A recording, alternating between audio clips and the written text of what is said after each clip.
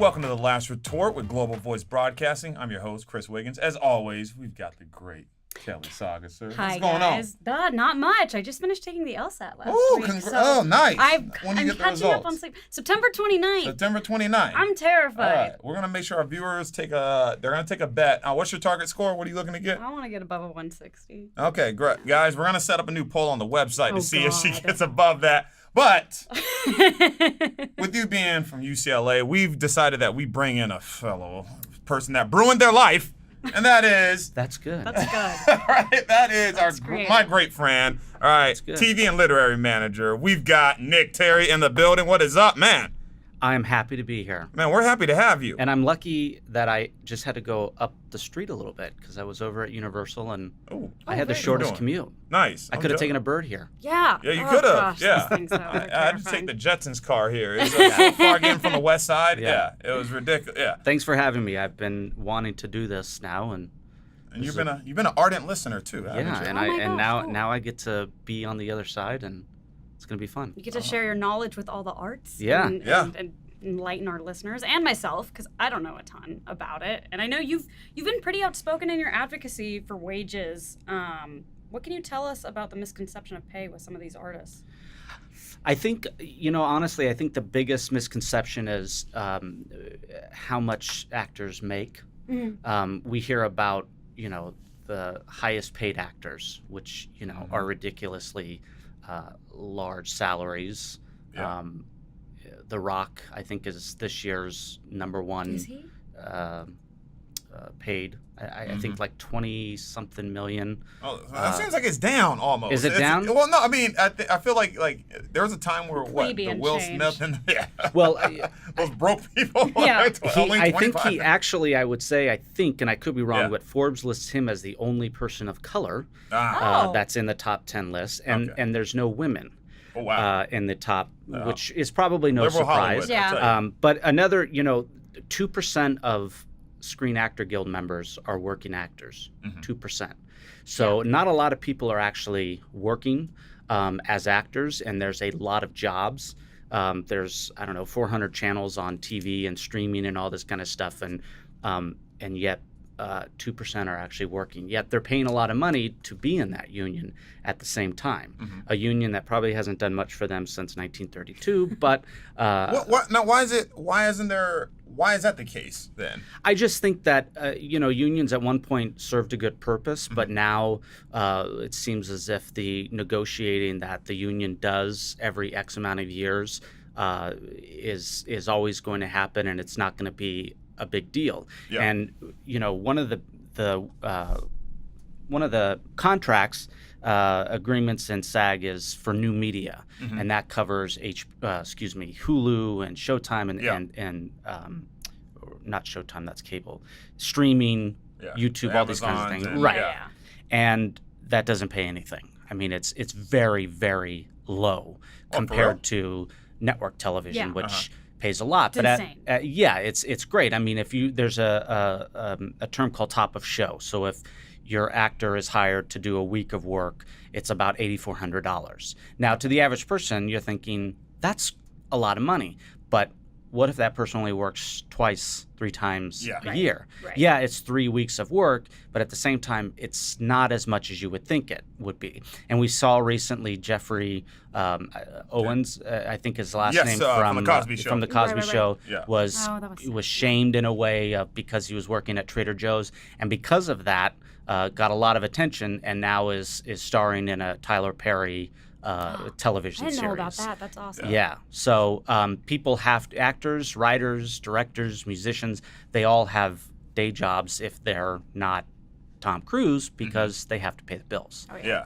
So I'm all for actors making a little bit more and people hiring more than the same people every time. I think that would be nice. And I'm not saying that just because I represent actors. I'm saying that because we see the same people over and over again. Yeah, definitely. So.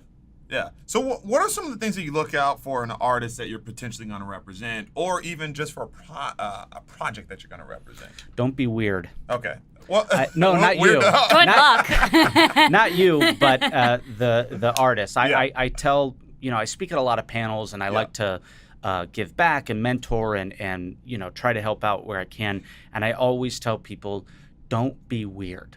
That's the first rule. And I don't know what weird is to everybody, but to me, it's just someone that's kind of stalkerish or they know too much about the industry, even though they really don't know that much about the industry. So like a Wikipedia hound or something I've had people come up or people will email me saying, I love the work you did. And I'm like, I have no idea what you're talking about, but also the main thing is really be talented, and that's a subjective, but at the same time, you can't write one script and think you're ready to make it and be sold. You've got to write one script and another and another. And if I ask you how many do you have and you say, well, I've got one movie and one TV show, I'll say, okay, come back to me when you've got 3 movies and 3 TV shows. It shows that you can actually do something. And someone that knows that just because they're with an agent or a manager, that their work isn't done, that the work isn't going to increase and they have to do their part and really be on it. So I know, honestly, if I've read something of theirs or if they're an actor and I've seen their work, I know within a minute if I want to work with them. Okay. Yeah. Now, I saw something on your Twitter. I know that can usually start out pretty bad. Yeah. But this one, in this case, It's got warm in here. Yeah, exactly. Sorry. So you're mentioning something about how these studios are all going, bring us Get Out and A Quiet Place and all. Right. Number one, how did that sort of become the catch-all for a screenplay, right? And then which one? A Get Out or A Quiet Place, okay. Right? Why is that the case that all the studios are clamoring for something like that? We hadn't seen it before. The fact that A Quiet Place was actually made is pretty impressive, because if you've seen it, you know that for the most part throughout the entire movie there's really no talking. Yeah. And it was scary in itself that it was, something out there that's going to get us. And if we talk, it's going to find us and really get us. Yeah. Get Out, we hadn't seen anything like that before.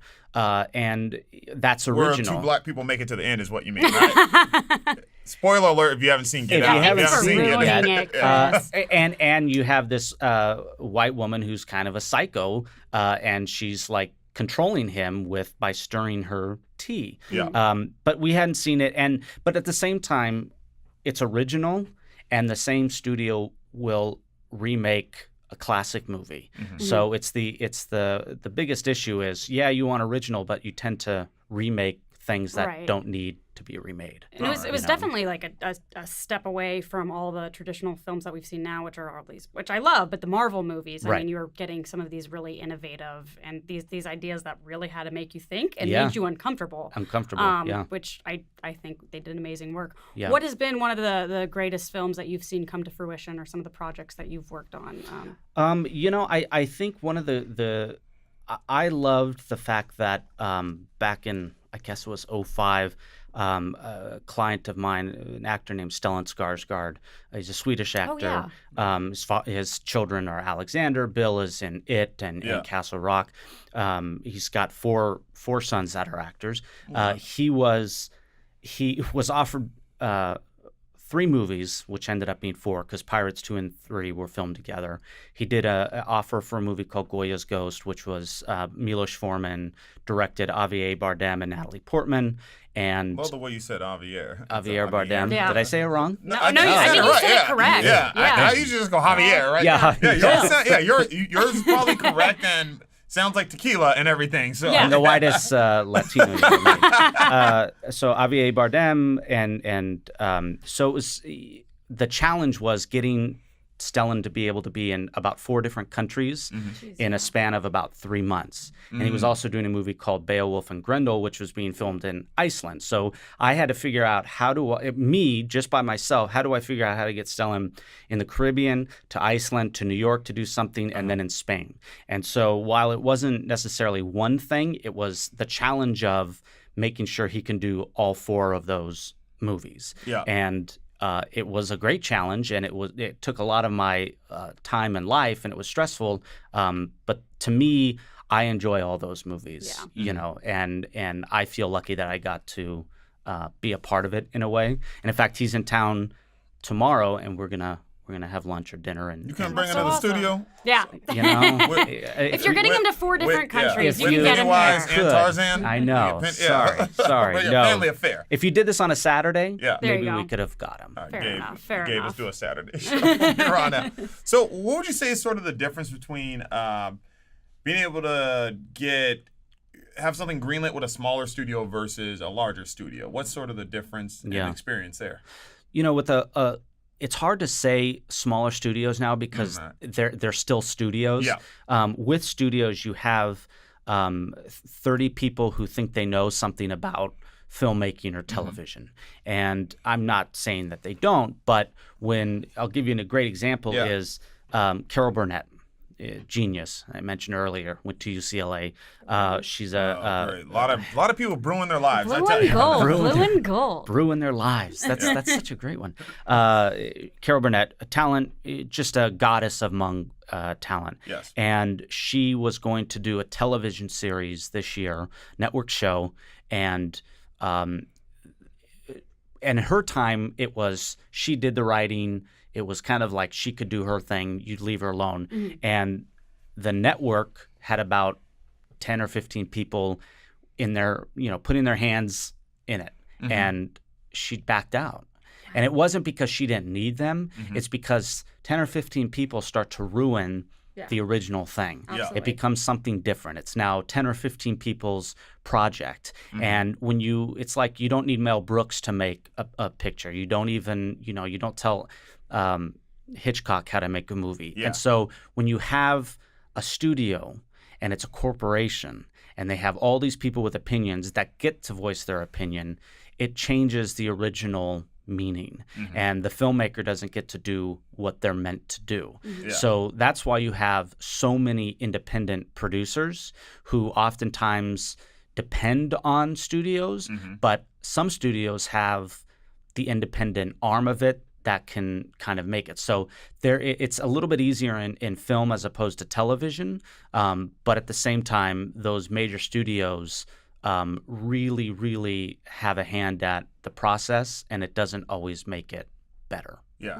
You would think, the more people, maybe the better it would be. That's not the case, in my opinion. Do you think that's why you're seeing a shift, people going to like YouTube and Patreon and even some of these online streaming services? Yeah, absolutely. And a perfect example is Netflix, where essentially they kind of just give you the money and say, go make your thing. Like we think that you're the expert, go do it. Mm-hmm. And if you're hired to do something on behalf of someone, then if they thought it was a good piece of material, they think you can execute it, then go do it. Yeah. So the fact that everyone can be kind of a filmmaker now because of these at the same time, and there's outlets to premiere those things, albeit not as big as 2,500 screens around the country. You can still get your content out there, and some of those people a lot of people get discovered that way now, which is a great thing. Yeah, we're hoping for the same thing. Hey, networks. Yeah. So, what's been the most fun studio not fun studio, but please in terms don't put me on that spot. Okay, all right. So, this next question will kind of put you on that spot. Sure. Between when you work, having experience working with whether that's Hulu, Amazon, or Netflix, right? If you call these new media or so. Yeah. What's been the most enjoyable without necessarily saying that the others have been bad or so? Interesting thing about the 3 streaming services is that they all 3 work differently, and all 3 want something different. Mm-hmm. And so it's kind of nice that they're willing to kind of be risky in that sense. Whereas network television, it's getting a little bit better because it's kind of the old guard is going away. Yeah.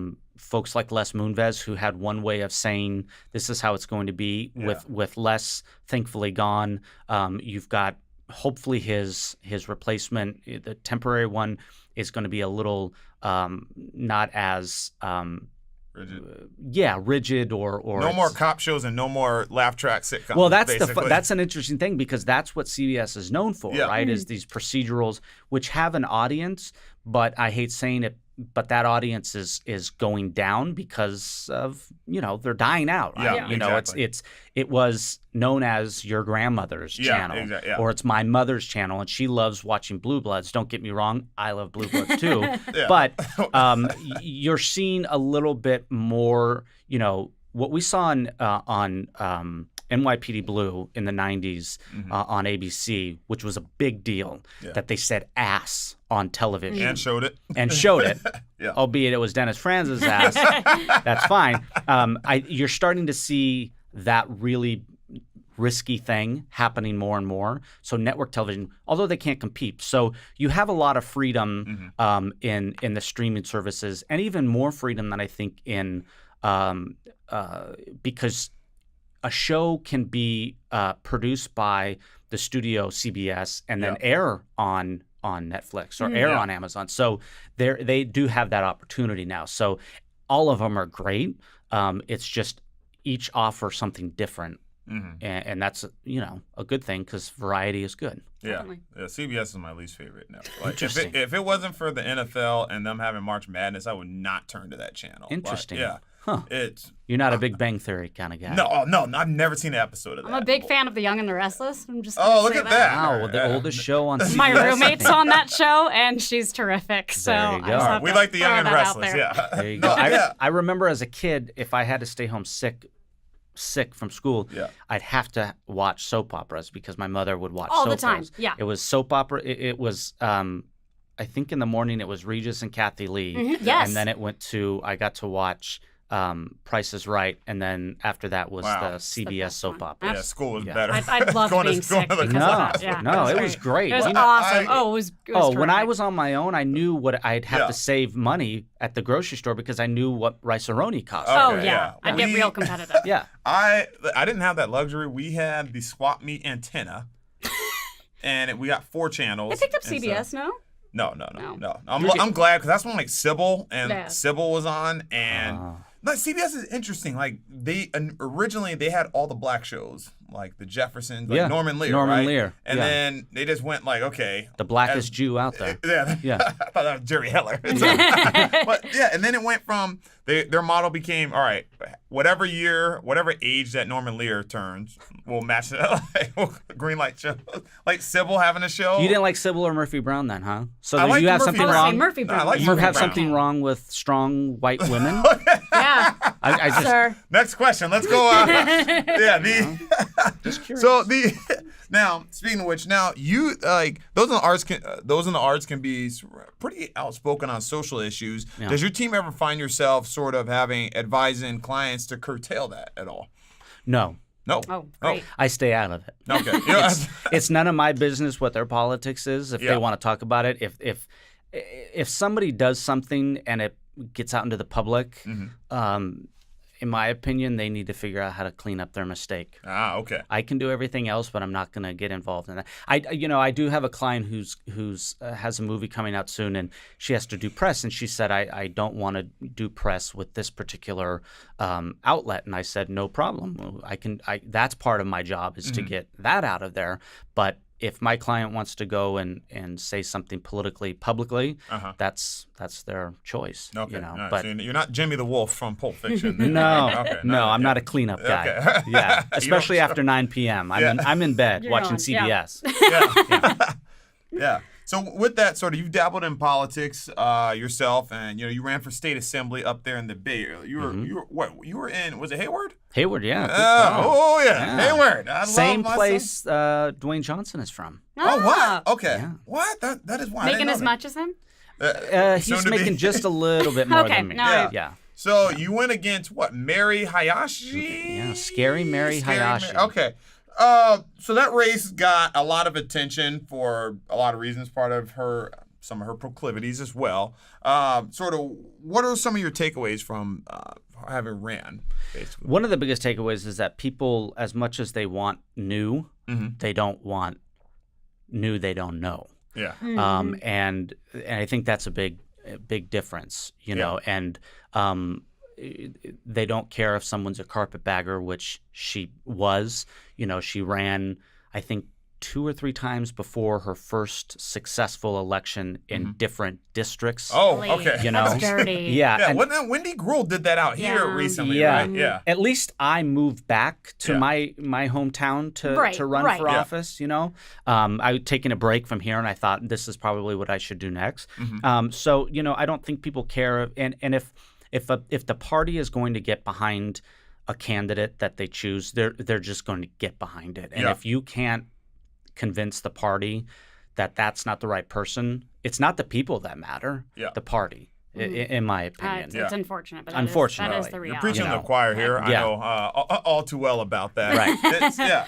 Now, so Oh, and by the way, I also take away the fact that when you hear about people actually going through your trash, I What? believe That's it. true. Oh yeah, What? yeah. She- she I went believe through it. my No, trash. I she Yeah. went through your trash. Not her personally, but I'll say good for her, though. I'd have to give her that would've credit for been- being a very that would've hands-on been- candidate. I would have voted for her if she did that. Like if she Yeah, was no, going went through my Get stuff, down and dirty. I would have said, you know Respect what, it. So with that, I'm let's- out. Yeah. I'm out. No, but she went through our trash and was trying to find out stuff about me, and Yeah. there was nothing you could find out about Yeah. me that wasn't exciting at all. I had lived a boring life probably up until I didn't do anything bad in Hollywood at that time. So when I found out these things were going on, I sent her a letter, and I also had it published in our local newspaper, that Oh, letter. yeah. And I called her out and said, I am going to play fair. I always intended to play fair.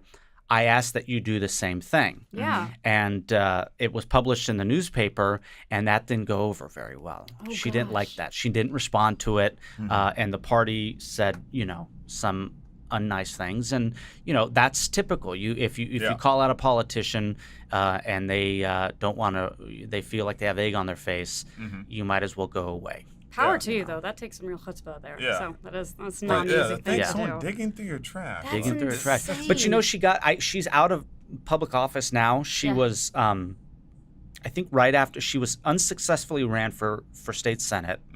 I believe either she got her first term or she didn't win.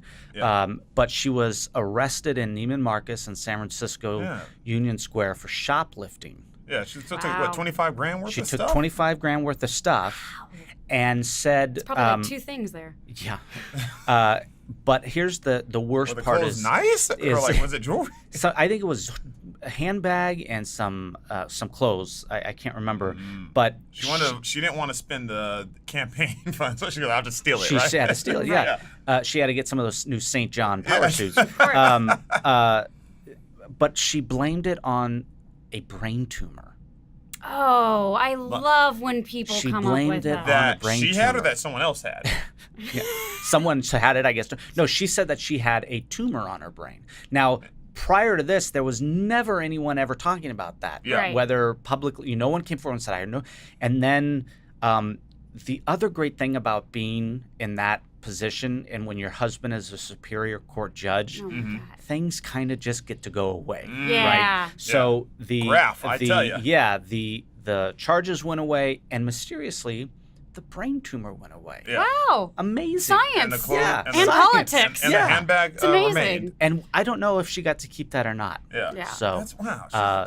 She she- didn't learn from Winona Ryder? she didn't learn from Winona, and I understand a few years later she was going to run for state senate in yet another district. So this Good is for her. this If you is keep one trying. of the biggest pieces of shit in Sacramento Yeah, I have ever absolutely. met So, in yeah. my life. Absolutely. Yeah. Oh my Let's- god. I'm not bitter anymore. Yeah. No, bitter. no. No. Well, I'm bitter for No. you. That's Let's- insane. Can we greenlight a show? Her, the Ball brothers, and Winona Ryder.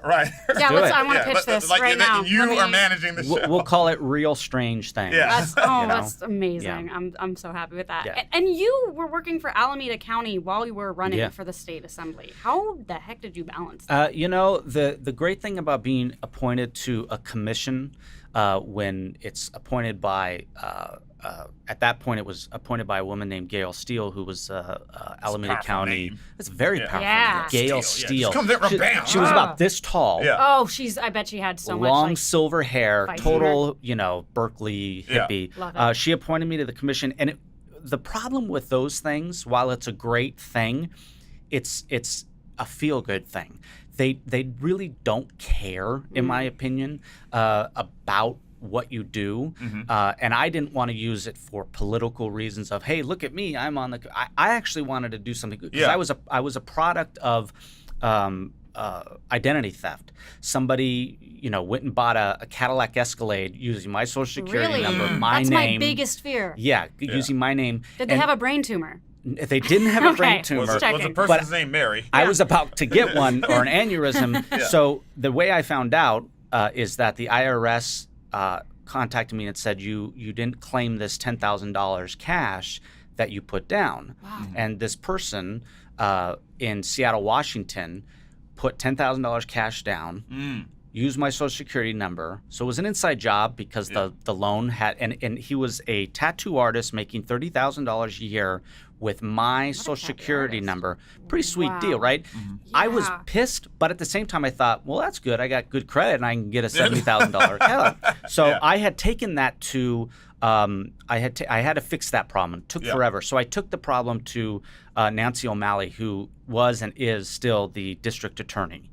And I said, I need to raise hell to get this resolved. And somehow she got to Gail Steele, and Gail said, you're the perfect face for the Consumer Affairs Commission. And I took it very seriously. But unfortunately, these kinds of things aren't always taken seriously. Right. But I'm glad I did it because I think we did some good things, especially for senior citizens who were being scammed, which at the time it was people calling saying, oh, you've won or you've lost, see me at the courthouse and you got to pay this money. And people were giving money to these people on the phone because they thought they were in trouble. Oh, it breaks my heart. I think it's less than 1% of those crimes actually get investigated because they know nothing can come out of it. I mean, we're so behind with the technology. How do you chase down someone that doesn't really exist where you think they are? Exactly. So, I left Hollywood, went home, tried to do that, and then said, you know what? I'm not successful in being in public office. Let me go back to another. Let me go back to another institution that you can whore yourself out. Both equally crazy. I was going to say. Crazy. I mean, how do you in just both of these worlds? Is there anything else you're doing? I feel like how. This is my life. Yeah. This is my life. I love every second of it. And my fiance will tell you that as much as I say I love it, I also loathe it because it's very difficult, but I get to help my clients make believe for a living, and it's pretty awesome. How'd you get involved? Like, what was the journey to get to all these pretty amazing things? Well, back when I was just back when internet was just becoming a thing, I wanted to be a writer. I thought I was going to be a writer. And, Aaron Sorkin. Yeah, I was a young Aaron Sorkin. In fact, the one and only script that I wrote by myself, at least, that I completed was, ironically, a screenplay called Trump versus Win. Oh, amazing. And it was about the Battle of Atlantic City. Yeah. And I think it actually could still be made because both men were really seeing who they really are more and more. But I wasn't born to be a writer. And I'm more of a business savvy kind of person, and I was trying to get an agent like everyone in town, or every writer needs an agent, and I reached out to all the big agencies. I didn't know anything. I didn't know how to do it. I didn't know anyone, and this one agent said, you have the drive that you need in this business. You just need to get a job in entertainment. And I said, can you hire me? Yeah. And he's like, well, we'll send your resume. And I sent the resume in, and it was just a agency called Paradigm, which is still around, one of the bigger ones. Yeah. And so they called me in about 3 weeks later for an interview, and about a month later, I started in the mailroom making $300 a week. Oh, wow. Yeah. Gosh. Not a lot of money. No. Iowa pay right there. Iowa pay. And unfortunately, fortunate for me, a lot of the people that I worked with came from money, which is very common in this industry, which is why you'll probably never see many poor people coming from lower means getting jobs because they can't afford it, which is a problem. Absolutely. Hollywood, that's a problem. Fix Maybe it. stop, catering to rich kids. Just a thought. Yeah. Little Jaden Willow Smith. Yeah, You hate exactly. him. Yeah. Exactly. I'm probably never going to work again now that I said that. I attacked. We said the Yeah, Smiths. someone's Yeah. throwing my voice.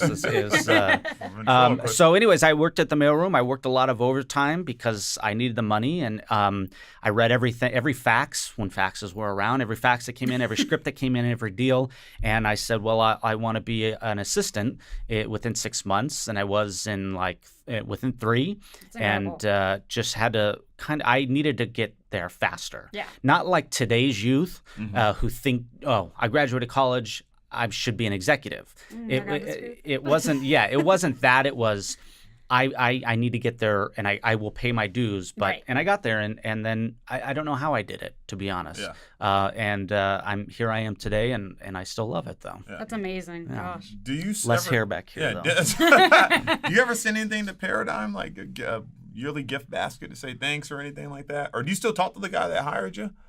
That's interesting. The guy that hired me is no longer in the business. Oh, okay. I guess my one claim to fame, which wasn't a very big claim, is I read a script and I told the agent whose desk I was on.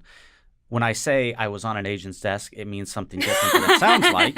I said, this show will never work. I don't think it's good. No one's Yeah. going to want to watch, 4 women who live in a cul-de-sac with a show narrated by a dead person. Oh, what? So when Wait, you say desperate? gift basket, Yeah. I probably had, if I had said this script is amazing, I would have probably gotten a lot of gift baskets. Yeah. But I didn't think Desperate Housewives. That's would- insane. What? That's make awesome. it. Yeah. What? Yeah. Yeah. Yeah. So All right. How old were you back? So How old good. were you when you told them this? I guess I was 21. And 22. you didn't see any value in 4 women engaging in proclivities. You didn't find any interest. No, I had already seen Knots Landing, and I thought you can't beat Knots Landing. Right. And here you go. Yeah. So It all worked out though. it worked out in the Yeah. end. It It came worked full out in the circle. end. Yeah. I base everything off of, is it as good as the Golden Girls? And if it Nothing isn't as ever good, is. exactly. Nothing. I fall asleep to either Forensic Files or Golden Girls. Not. Very different. Yeah. Which Golden Girls is on Hulu. Yeah. Can I get a free membership? Look at that. And Forensic Files is on Netflix or Amazon Free- Prime. Either free did all membership for depends. both. Depends. Who's Yeah. your favorite Golden Girl? Oh, it's Sophia. She was just Oh, like Sophia's she was just so like my great. grandmother. Kelly. She's Sophia. Sophia? God, she's my Yeah. inner me. I love Yeah. Sophia. Yeah. What about you? Oh, Blanche. Oh, Of I would course. think you would be a Dorothy. I No can one like- compare. what? No, I like- love Dorothy. Yeah. Wasn't Dorothy she was great. like mean and Tall. curmudgeon? No. She was Maude. Are you saying you don't like Maude? I Yeah. did not watch Maude. Oh. I watched. What did Maude spin off from? Maude spun off of All in the Family, Okay, and so which so- also Jeffersons. Yeah. spun off of So I that as liked well. All in the. Yeah, I did like All in the Family and Jeffersons. I didn't watch Maude. I only saw like random commercials on Right. like the Superstation. Right. Right, which is something you get on bunny TBS? ears. Yeah. Well, no. What's the Chicago one? WGN was it? WG. I don't know. Yeah, That's a good question. WGN would like they were so. It was all syndication, and then they play like Chicago like Cubs Right. and Bulls games, right? Which Right. is how I watch Michael Jordan. Right. And then all their syndication was like 20 years old, right? And then That's I'd see awesome. commercials for Maude. Yeah. And I was like, What do I care about? Now I think you would Yeah. watch it and say, "Oh, this is great." Well, And I didn't like Dorothy though. So I Point of didn't, the story is you didn't like Never Dorothy. insult B. Arthur. She's yeah, great. like Blanche. was I was Team Blanche all day. Team Blanche. Well, that explains, your personal life. Here's an interesting bit of trivia. So Arthur, Beatrice Arthur, the B, in Murder, She Wrote, which is Angela Lansbury, Yeah. a client of ours, her name was J.B. Fletcher, and the B was in honor of her best friend, B. Arthur, Oh, which what? they Nice. starred in Mammy together on Broadway. Yeah. The Wow. B's come in. I'm And, so excited for the next party I go to. I'm sharing that. Share it. Yeah, And thank for you. some of you guys out there who don't know who Angela Lansbury, you probably don't know most of the people we've named, but for the Angela Lansbury, for the demographics that probably listen to our show, that's Mrs. Pot from Beauty and the Beast. And she will be in the new Mary Poppins sequel, coming out this I Christmas. should go play a prequel for Yes, that'll be interesting. And the new Is it Mary Benjamin Poppins sequel, not playing Mary Poppins, Emily Okay. Blunt. Technically, it is a prequel because Okay, all it's right. Emily Blunt is playing, I believe, a young. I don't know. I missed it. There was a screening yesterday and I missed it. But Emily Blunt yeah. older than Julie Andrews when Julie Andrews played Mary Poppins. I don't know, but that's a perfect movie. It's called Yeah. the cinema. Okay, Secrets. well, that's true. The magic It of is. Hollywood. It's make believe too. Yeah. Oh, okay. All right. Yes. Exactly. All right. Thank you. I did That's not the know. amazing- We that's the are amazing gonna. thing. Now, Yeah. Nick actually wants to. They're not all real. Well, that's amazing. I'm excited Yeah. to see it. Yeah. I can't wait It'll to be check that fun. out. No. It'll be fun. So everyone, Nick's actually going to be joining us in the debate portion of the show. We got some Ooh. things we want to talk about after the break.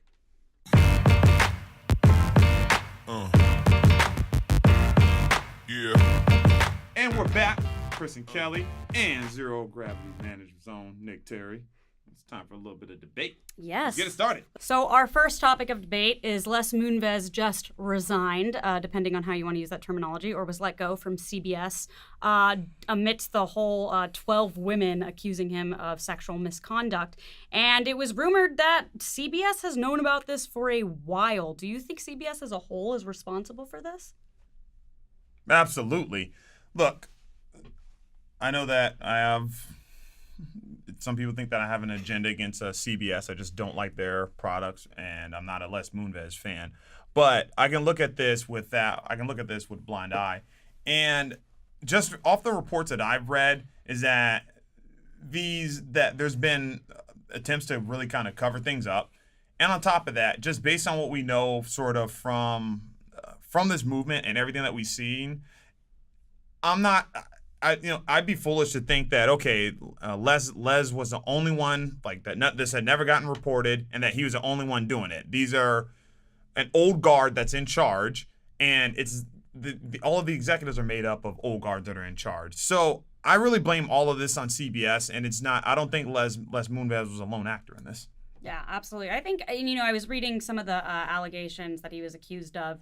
And when you have such similar stories, kind of in the way that you had with Harvey Weinstein, where it's the same pattern, it's the same people, not same people, but it's people being pretty vocal about similar issues that are happening. I think even people at hotels, the massage therapists were accusing him of sexual misconduct too. There's no way this goes on for that long without somebody knowing. And even as we've seen with a lot of these executives, journalists, various people in Hollywood coming out, you even have like major names coming and saying, yeah, we knew about this, or just we knew coming out nothing would happen, so we stayed quiet. And I think a lot of people on CBS definitely knew that, and I'm glad it's kind of changing, but yeah, absolutely. I think it's a fair assumption to say CBS as a whole could have done a little bit better. I think they could have done a little bit better, but we don't know what they knew. And to think that a board of directors that include very intelligent women would allow this to go on. Les did what he did, and let's remember, he was considered one of the most powerful people in Hollywood, and people were afraid of him, and so he did it all himself. He had the complete control and power and intimidation over everyone in this town.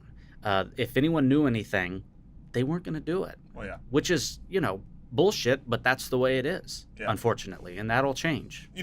One of the things I look at, I think that in the reports, the head of CBS News, Jeff Fager, if I'm pronouncing it correctly, so there's some accusations against him. So when I do say that it's that he's not the lone wolf, I don't just mean just sort of within the industry. That leads me to believe that a pervasive culture might be permeated here at CBS. Yeah. Now, and I completely understand what you're saying is that there are a lot of women on the board, but this seems, I know that I've said Is in the there past. that many now? I want to say There's probably some. Yeah, maybe 3 or 4. Yeah, and basically, I don't But mean what they this- know is a different Yeah. story. Okay. Yeah. So what they know is I can't attest to that. But what I can say is the fact that they're women or so. I don't think that that's sort of reason that we'd absolve them from the potential of knowing. Like we've had a presidential candidate in the past that knew about really disgusting sexual acts done and a lot of harassment done by her husband, and sort of the veil of feminism or so wasn't enough for her to kind of come out and stand up against that. So against the vast right-wing conspiracy. Is that who you're speaking of? Sorry, go ahead. Yeah, You were on a tangent. Yeah. So just what I bring up is, yes, these are intelligent women that can be on the board and undoubtedly intelligent people, but these are also people that see green, and perhaps there was an attempt to beat sort of these allegations into submissiveness, basically. Yeah. Well, you make a valid point, actually, because while I do say the board doesn't know everything, there is the fact that one of the board members, I believe his last name is Kopelson, who he was a film director, he did Patton. He at one time recently said, I don't care if 20 women come forward and say that Les did something. We have to stand behind our CEO. Now that's bullshit, Lord. right? Well, So yeah. then, sorry to interrupt, but then it came out a few days later that Leslie offered one woman, was trying to find a job for her so she would be quiet. Yeah. Then that's when they said, okay, we cannot stand behind our CEO. So at one point, they were kind of letting it go by absolutely. saying, I don't care how many women come out, we have to stand behind him. And that's why I don't want to shift blame from what he did, but he wouldn't be able to have this much power accumulated and have this many intimidation techniques if he didn't have an entire board standing behind him. It Agreed. takes an entire army, and Yeah. I do feel as if CBS could have stopped this way earlier. They should have fired him. It's hard to say because just, the second it happens, you can't just fire someone. I think it went on a little too long in the public eye. I mean, if we've heard about it before, people said, oh, that's just Leslie. He's just, a pervert and dirty guy and he doesn't. They should have handled it then, just like Weinstein. Yeah. But they didn't. And it's terrible marketing, and I think that's the thing I like to see come out of this the most is that you have so many of these executives saying, no, we back our CEO no matter what, Right. because they're the ones bringing the money, and it's like, well, you end up giving them these huge severance packages once they leave, resign, whatever, Right. and then you have a huge PR scandal on your hands. Right. So you're seeing this shift kind of happen where I think a lot of the CEOs are starting to bite their tongue, or executives, and say, shit, this isn't the way we should be doing it. But yeah, up until then, you need a board in order to get this far. Absolutely. And as a shareholder, of CBS, I'm pissed that they're saying, okay, we're going to give $20 million to any organization that supports Me Too. I think that's great that people give to charities that support Me Too, but to give $20 million of company money for what some person did, as a shareholder, I think that's wrong. Yeah. Because that's not. Why didn't that come from Les's severance? Absolutely. That's a wonderful point. I think that what was reported is that it might be coming from the severance if allegations turn out to be true. Good luck with that in the courts. I was gonna say, there's yeah. no way. Out of luck. He doesn't give a That's shit not about that $20 happening. million from CBS. It's not coming out of his pocket. Because he will never work again, even though he doesn't have to. But he's going to see every dime of that. Yeah. Well, and that does make it interesting if he resigned versus if he was fired. That will also. And if he was fired for cause, that's going to be the main thing. Right. So if they found cause, then he shouldn't get a dime. But even if they find cause to fire him, I guarantee you he will see at least half of it. Oh, yeah. So it's like $60 million or something like that. Absolutely. Yeah. Makes sense. So, in some other news, basically, Norm Macdonald has caught some flack for his recent comments in support of Chris Hardwick and Louis C.K. The comedian went on The View to clarify his comments on the comedian and about him being glad that the Me Too movement has slowed down. What do you guys think of this? Oh, this made me so mad researching this. I was so upset with his remarks because he started out on this path where I somewhat agreed with what he said, because I've mentioned this in earlier episodes. I think punishment is good to an extent, and then you need to focus on rehabilitation. So I started to agree with what some of his remarks were, which is people don't understand what it's like to lose everything in a day. For the most part, nobody can accumulate that much wealth and fame to know what that's like. So that in itself is kind of a luxury. But I also understand that might be something that most of us can't relate to. But I think the remark that pissed me off the most that Norm Macdonald said is the victims will never have to deal with something like this. Mm-hmm. And I was like, fuck you.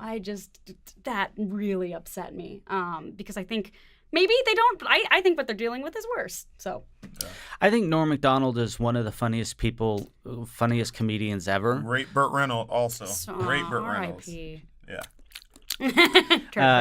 And I think the problem is that, and he made a comment today or yesterday saying, and then we're going to do another print thing again. Like, he wasn't tricked. I think he knew better, and I think he started saying something and knew I should probably stop saying it, and he didn't. It doesn't justify it. I'm not defending him, but I think here's one of the nicest people in my business said something that did not go the way that he perhaps meant it to go. And we'll never know. We'll never give him that opportunity. Is it as bad as Roseanne? Is it as bad as Lewis? No, not even close. However, he said something that upset people, and I understand it, has apologized, and will never, ever forgive him for that is the problem. Yeah. I echo those sentiments. And one of the things that he talked about was sort of that spirit of sort of, misunderstanding, things being taken out of context, if you will, and then there being no really like a statute of limitations on blowback or so. And that's not to conflate sort of one crime or one thing that's egregious versus another and all. But it's like you looked at somebody, perhaps he needed some type of coaching or some publicist to help with the message that he was trying to convey, because he made the initial gaffe, basically, like particularly like I'm glad that Me Too slowed down. Just in any regard, like you take that from any type of statement, and it doesn't matter what you're saying from a bigger picture. Just saying that, it makes it seem like somehow you're being burdened by Me Too moving rapidly. Yeah. You're saying that's what you think. I'd say no. He's saying that. No, I'm not saying that. I'm saying that anybody can. Well, okay.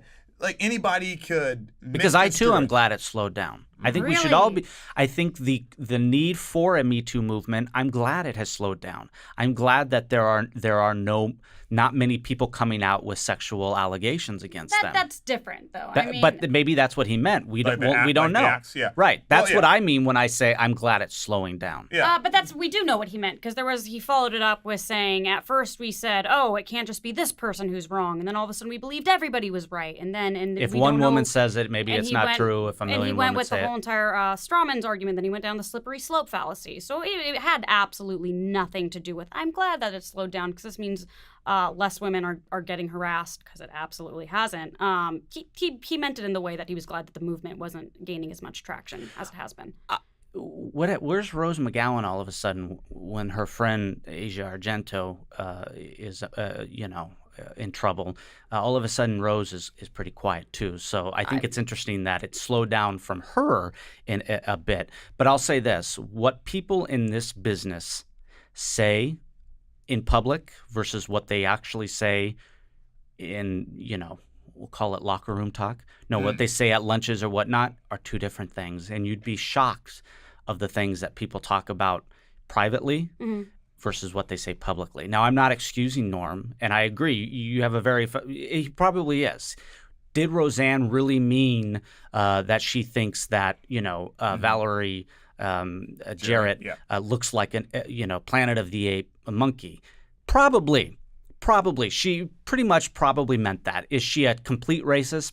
I don't know if she's 100. We'll never know what people really mean.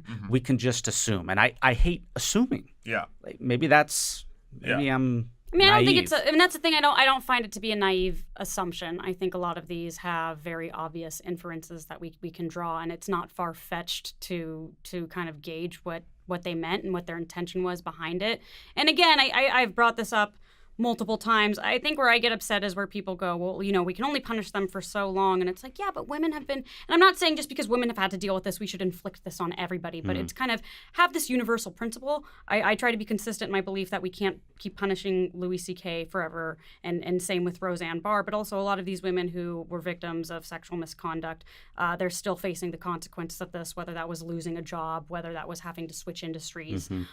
So I think that was something that got very overlooked by Norm Macdonald, and I agree. That's what made the statement hard to absorb and to hear him out. And when you come out, I mean, his words is most of his job. He gets paid to be funny, to connect dots, and to make these somewhat prolific ideas. And he didn't do that in that statement, and it's very problematic. And you make a good point that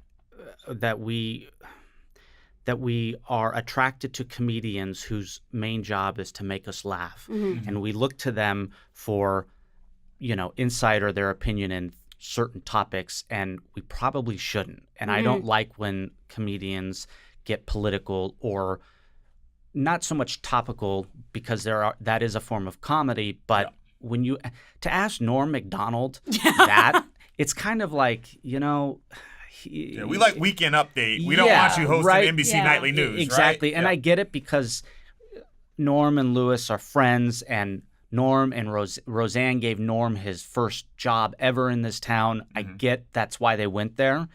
If I were managing Norm, I would have said, don't go there. Yeah. Don't talk about it. Yeah. So, they're supposed to make us funny. Do just that. That's why Seinfeld doesn't do political humor, because that's not his thing, and he thinks it's not funny. And it isn't. I think there was more eloquent ways to go about this. I would have been fine with him saying, look, I know these people in a way that everyone else doesn't see them. Right. Cut them a break. Absolutely. It didn't seem like that was the approach he was taking. Absolutely. And to that point, Jerry Seinfeld did that with Michael Richards in 06 or 07 when he did his thing, and it was like, that's the way to go. Yeah. I know the real guy. You people saw him for 2 seconds, unfortunately. Right, absolutely. So in similar news, Brett Kavanaugh has caught a little bit of heat today. Well, actually, a lot of bit of heat. So he's been accused of sexual assault from his time in high school during the 1980s. A woman has came forward during the Senate hearings, provided a letter to Congressmember, I think it's Anna Eshoo is how you pronounce it, if I'm correct.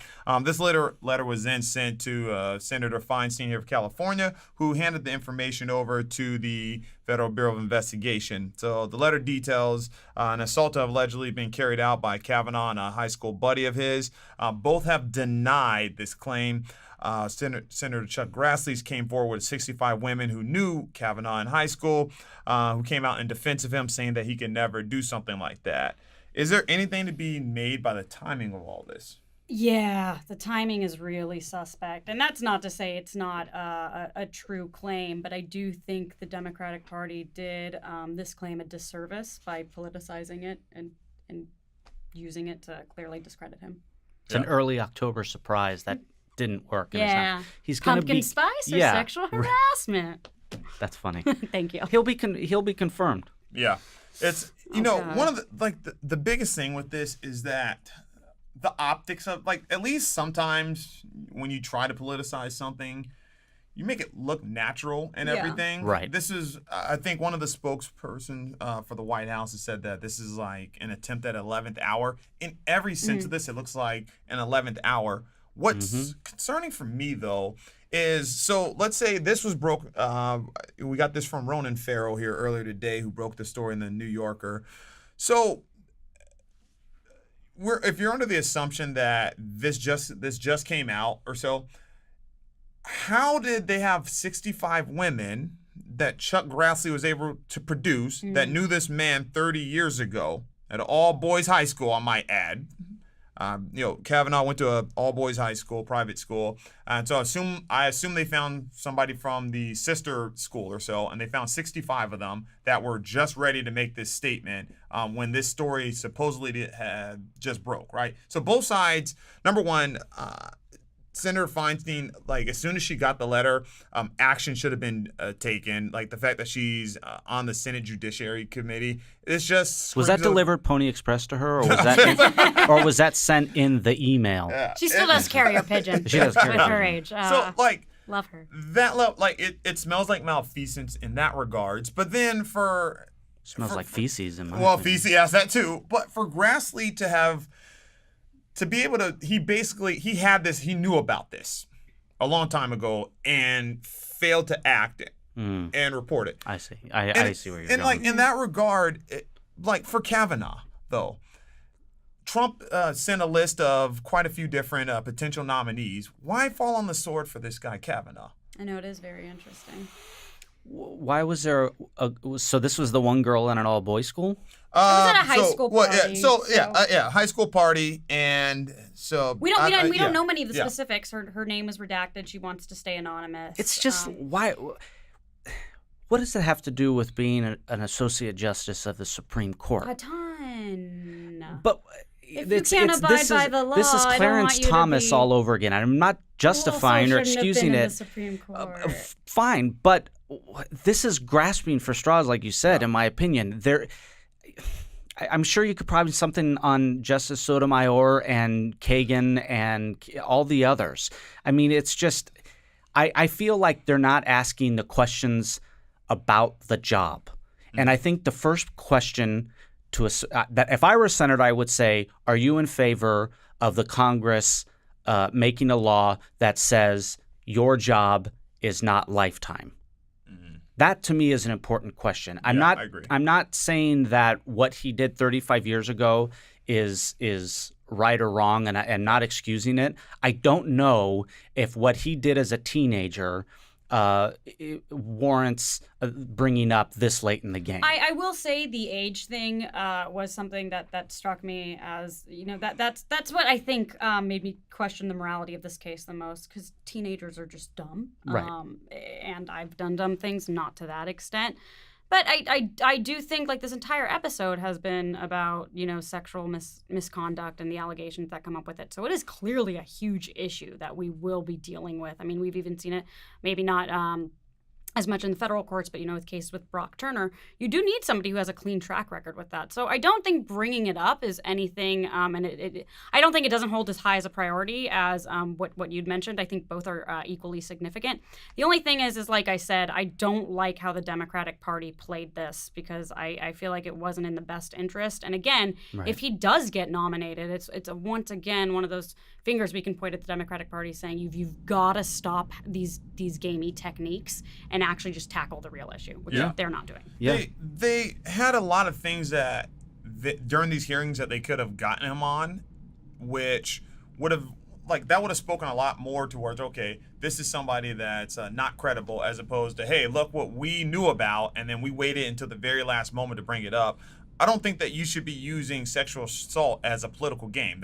And that's me admonishing both the right for sort of having this information and being able to come with these 65 sort of, they're not witnesses, 65 people that were willing to speak on his behalf. Character witnesses. Character witnesses, yeah. So having them, and this is somebody that, like, if you had to pull that out, you knew that it was damaging, perhaps don't let him become the nominee. Choose someone else that Trump had on the short list. So that's one thing. And then on the Democratic Party side, if we're going to tout that the future is female, let's not politicize sexual assault. And this is completely, first of all, like the sort of what they're saying, what he's being accused of is absolutely disgusting. Him and his friend were in the room.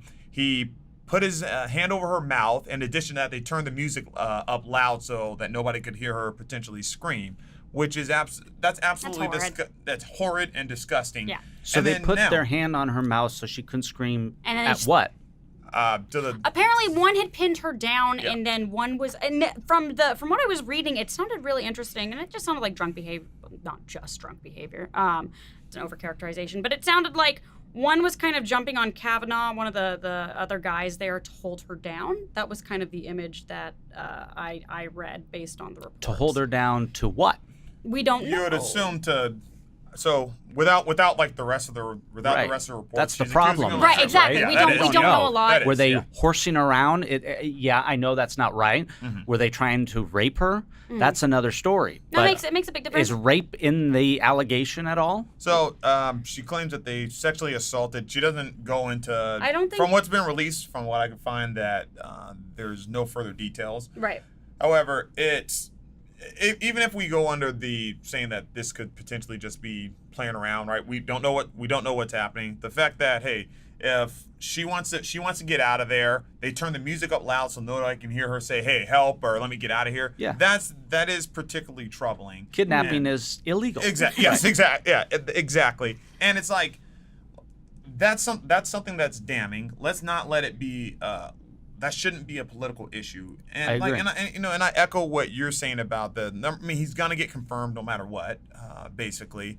And now it just looks like we've taken what this victim has gone through, or potentially has gone through, where the Democratic Party's taken that for granted and used it to try to play chess, and they weren't successful at it. That's a wonderful. The party of women's rights politicized a woman's a young girl, now woman's horrible time in her life to their advantage. Exactly. And it didn't work. Yeah, and Once again, the power or the party of women used a woman to try for political gain. If the Congress would actually do their job and not punt power to the Supreme Court, or excuse me, to the executive branch, where all these bureaucracies, we wouldn't have such an argument about who our justices are. The court cases wouldn't be so large if the Congress just did their job. Yeah.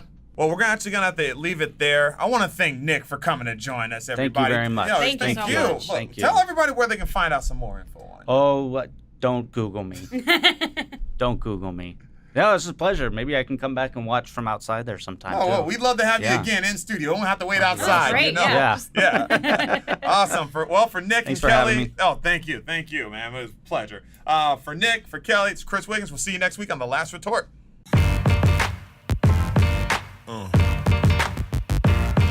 Yeah.